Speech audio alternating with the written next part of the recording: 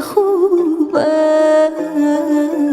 است، مخصوصا این لحظه که جام از تو غروب است.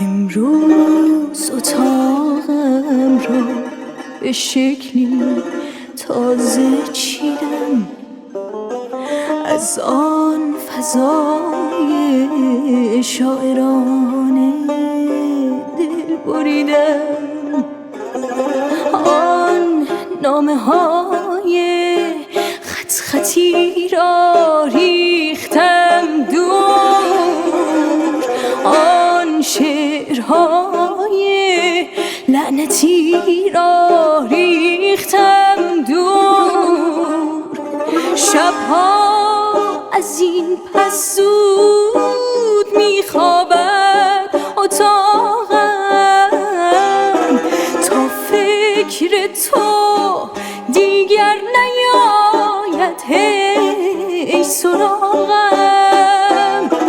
دیگر نباید فال حافظ هم بگیرم،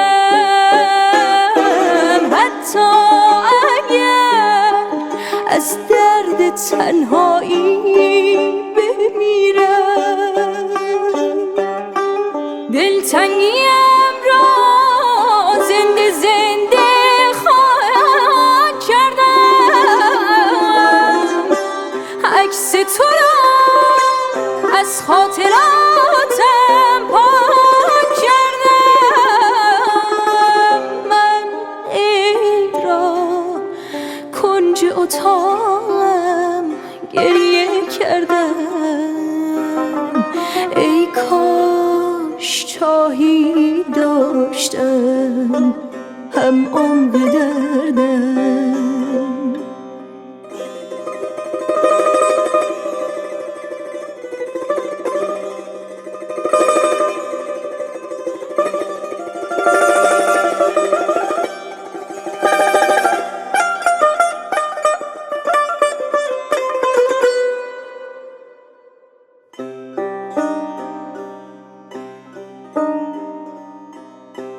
اوضاع من این است، خب تو رو به راهی، آیا به یاد من میافتی گاه گاهی؟